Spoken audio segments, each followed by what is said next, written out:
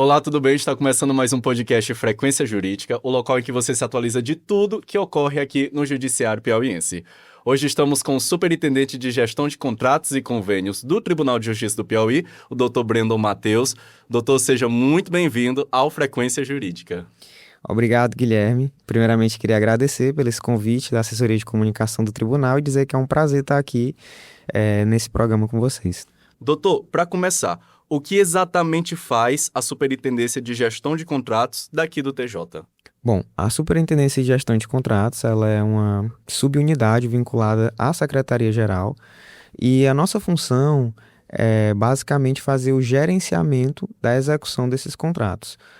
Esses contratos, eles são inicialmente elaborados através da Superintendência de Licitação e Contratos, no que diz respeito ao procedimento, também com a unidade demandante que sente a necessidade daquele produto que vai gerar o contrato. Então, assim, de uma maneira resumida, a atuação da Superintendência de Gestão de Contratos é o gerenciamento desse contrato. Perfeito. Quando as pessoas ouvem falar em contrato público, muitas vezes imaginam algo mais complexo, né? Em termos simples, o que é um contrato dentro do tribunal? Bom, em termos simples, o contrato, e aqui eu me refiro ao contrato administrativo, ele é um ato em que ele vai ser formado pela conjunção de vontades, onde de um lado vai se encontrar um órgão ou a entidade e de outro o particular, onde existe obrigações de ambas as partes. Então, de maneira bem simplificada, isso seria um contrato administrativo. De um lado, nós temos, obrigatoriamente, necessariamente, um órgão e entidade, e de outro, a gente tem o particular, que foi submetido a um processo licitatório, a um processo de contratação direta, e que existem obrigações para cada uma dessas partes. Perfeito. Doutor, qual a diferença entre licitação e contrato? Só para o pessoal já começar a se alinhar. Essa é uma pergunta excelente, Guilherme. E eu acho que para que a gente possa explicar para o nosso público, para os nossos ouvintes, a gente pode até trazer isso na prática. O que é que acontece? A Constituição Federal, precisamente no artigo 37, inciso 21, ela diz que todas as alienações, todas as compras, obras e serviços da administração pública, elas precisam ser licitadas. É o que a gente chama de princípio da obrigatoriedade de licitar. Então, de uma maneira ilustrativa, é como se existisse uma estrada. E essa estrada, ela se inicia com a vontade, uma necessidade para atender alguma demanda. Então, por exemplo, o Tribunal de Justiça, certo dia, ele vê que precisa de computadores para que os juízes possam prestar jurisdição. Então, surgiu a necessidade. A partir do momento que surge essa pretensão da administração, ela precisa percorrer essa estrada, que eu dei de exemplo. E essa estrada ela vai até a celebração do contrato. Então, a gente poderia dizer de maneira bem didática que o procedimento licitatório ele é um caminho estabelecido pelo Constituinte para que a administração, a partir do momento que sinta uma necessidade, ela possa chegar até o atingimento dessa pretensão, que é a celebração do contrato. Isso é a licitação. Eu gosto também de explicar que a licitação é apenas um meio para que se chegue até o contrato. Então, licitação é procedimento, tá? Já o contrato em si, ele é a materialização do atendimento daquela necessidade que surgiu. Então, o contrato é onde vai, de fato, a administração possuir aquela prestação ou o recebimento do objeto do bem que ela pretende para que ela possa atingir o interesse público. Perfeito, a gente já conseguiu mapear aí uma diferença entre os dois, que é algo que as pessoas normalmente têm muitas dúvidas, né? Existe uma ideia geral do público de que o órgão público ele simplesmente contrata uma empresa para ter aquele serviço e que não há um critério com relação a isso. Como é que funciona esse processo em órgãos públicos? Pronto, como eu falei agora há pouco na pergunta anterior, a nossa Constituição, que é a nossa Carta Maior, ela estabelece essa obrigatoriedade de licitar. Então, a administração pública, sempre que ela precise comprar, alienar alguma coisa, ela tem que ser submetida a um procedimento licitatório. Esse procedimento licitatório, Guilherme, por que ele existe? Existem vários argumentos, mas os principais é que a administração pública, primeiro, ela tem que, na sua atuação, partir de uma igualdade, ou seja, possibilitar que todos os interessados eles tenham a oportunidade de vender para a administração pública, e também porque o procedimento licitatório ele tem como consequência trazer essa competição e que, por conseguinte, vai trazer um valor mais condizente com aquilo que é vantajoso, porque tudo que é submetido a uma competição, né, tende a ser mais aprimorado, tende a ser lapidado. Então, é como se fosse assim, a gente quer vender um produto, que está aqui no podcast, essa televisão. Se só tem um cliente, a gente vai ter que vender por aquele preço, porque somente aquela pessoa vai pagar aquele preço. Mas quando tem mais de uma pessoa interessada, aí começa a disputa e isso possibilita a gente vender um pouco mais caro. Ou se for a administração comprando, comprar um pouco mais barato. Doutor, e após a assinatura do contrato, quem é que fiscaliza? Pronto.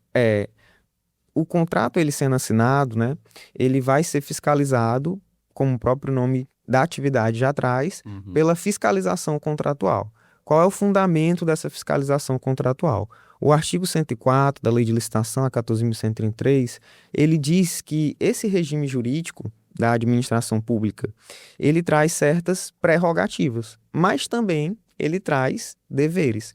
E é justamente isso a fiscalização. A fiscalização, ela é um poder, uma prerrogativa da administração, mas também ela é uma obrigação, é um poder-dever. Essa fiscalização, ela deve ser realizada por servidores que vão cumprir os requisitos estabelecidos na lei de licitação, especificamente o artigo 7º.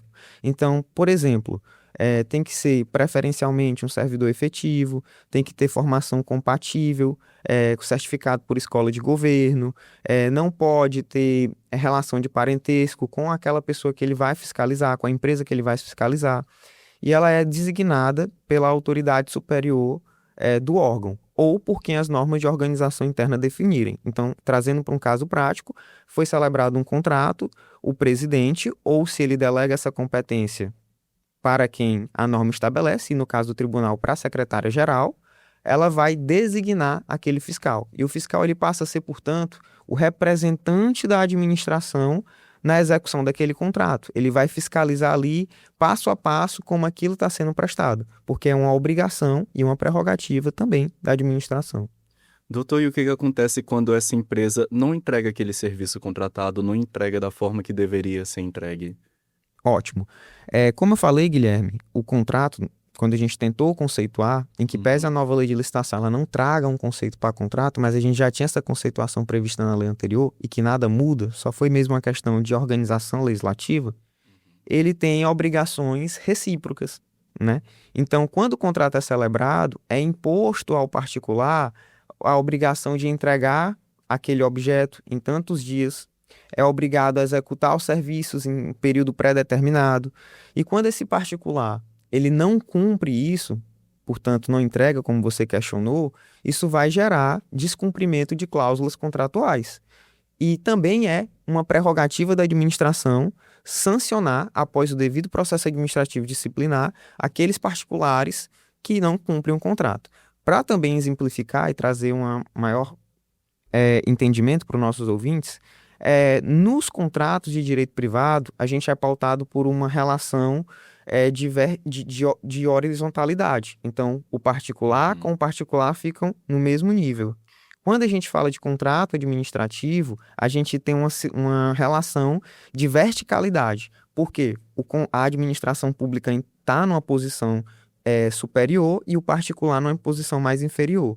Por que existe isso? Porque a administração pública, quando ela está contratando, ela está ali pautada no interesse público. Então, ela precisa estar nessa posição. E isso possibilita ela sancionar as empresas que descumprem as cláusulas contratuais. Doutor, existe algum mecanismo para evitar o desperdício de recursos públicos durante a execução dos contratos? Sim.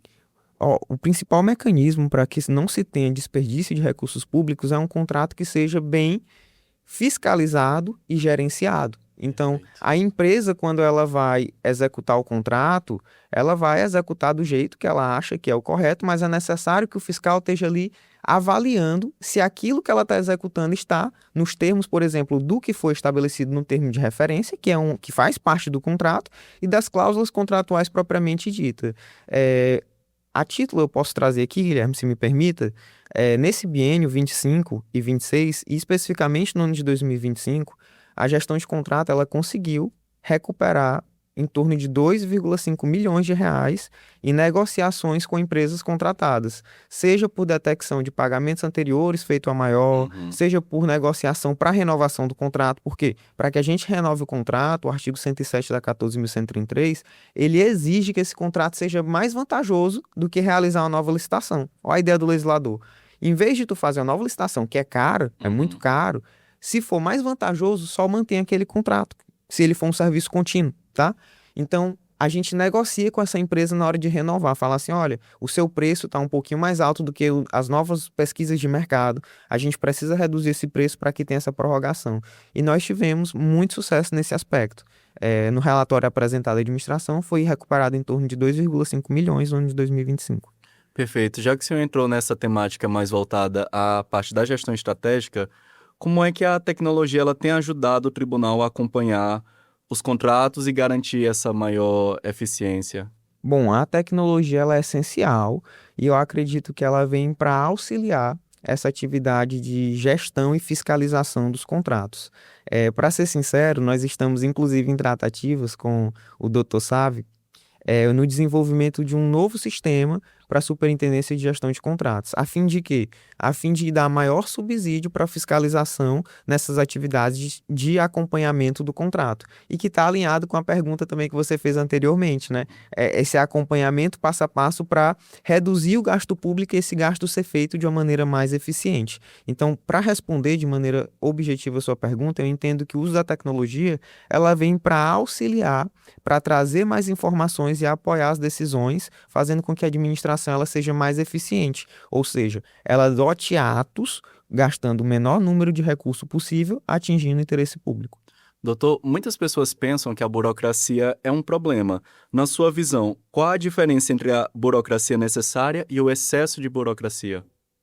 A burocracia ela é um conceito eminentemente da administração, né? Os administradores eles têm muito esse domínio de conceito.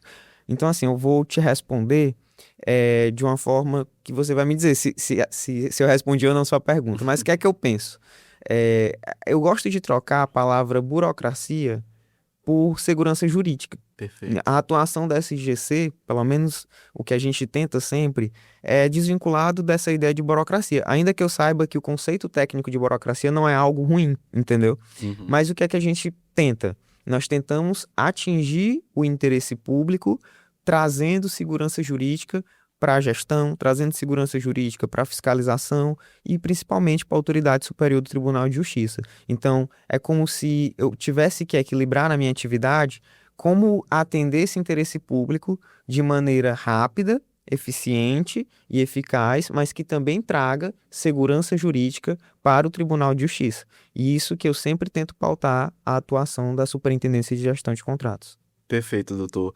Doutor, para o cidadão que está fora do tribunal, é, como é que ele pode acompanhar ou consultar informações sobre os contratos que estão sendo firmados aqui?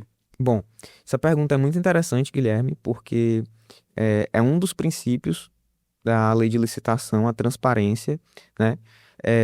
E um princípio forte com um direcionamento constitucional mesmo no que diz Uhum. respeito à atuação da administração pública.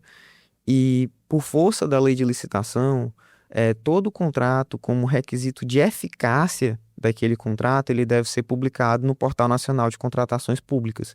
Então, o contrato celebrado pelo tribunal, ele só é eficaz se nós dermos a publicação dele, a divulgação, esse é o nome técnico correto, no Portal Nacional de Contratações Públicas.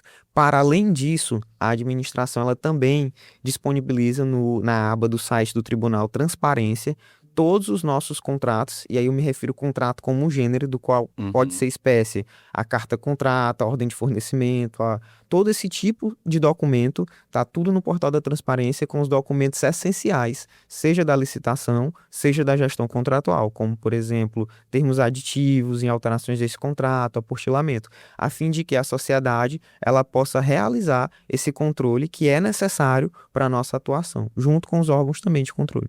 Voltando um pouquinho a essa questão da gestão estratégica, quais são os desafios de gerir contratos em um órgão público desse porte que é o Tribunal de Justiça?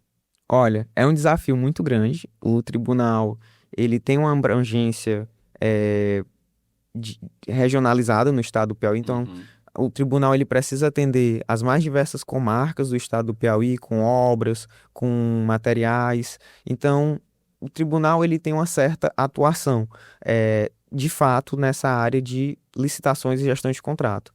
E o maior desafio é conseguir, de uma maneira efetiva, que essa atividade meio que é realizada pela Superintendência de Gestão de Contrato, ela incida lá no final, na entrega da jurisdição pelo magistrado. Trocando em palavras simples, é fazer com que todas as necessidades da atividade fim, elas estejam sendo entregues para que o Tribunal de Justiça possa trazer jurisdição a quem procura o tribunal. Doutor, perfeito. E para a gente finalizar, se o senhor pudesse desmistificar uma única ideia equivocada que as pessoas têm sobre contratos, qual seria? Eu acho que quando se fala de contrato, de licitação, de gestão de contrato e de fiscalização, surge esse medo. E que é natural, tá, Guilherme? Eu gosto sempre de falar que meu primeiro estágio, que eu tive a oportunidade de ser inserido na gestão pública, Uhum. foi na área de licitações e contratos de um órgão. E quando eu soube isso, eu quis desistir, por dois motivos. Primeiro, porque eu tinha medo do que eu poderia. Ter que fazer, enfrentar, essa é a palavra, mas também porque sempre quando eu olhava a televisão falando de licitações e contratos, as notícias não eram boas, né? Seja porque a gente tinha responsabilização de alguém, né? Investigações por determinados atos atentatórios à licitação e de corrupção, etc. Sim. Então, isso é totalmente um mito, né? Com o passar do tempo, eu percebi que é uma área que é extremamente importante para o funcionamento do Estado, e eu digo Estado mesmo, nação como um todo, Uhum. e que é uma área fantástica. Tanto é verdade que depois que eu comecei, eu me entreguei a licitações e contratos. É uma área que precisa de muito estudo, que você precisa de preparação, mas que é uma área que você pode evoluir bastante e eu acho que é o principal, contribuir para que o Estado possa atender a sociedade. Perfeito, doutor. E a gente percebe que você é um apaixonado pela área, porque você fala com eloquência e com uma paixão muito grande. Doutor, muito obrigado por ter participado aqui do podcast Frequência Jurídica. E nos vemos na próxima semana, pessoal. Toda terça-feira, às 1 hora da tarde, o episódio está saindo no YouTube e no Spotify. Acompanhe, tem vários episódios para vocês conferirem lá. E aqui é o local onde vocês ficam sabendo de tudo que ocorre aqui no Tribunal de Justiça.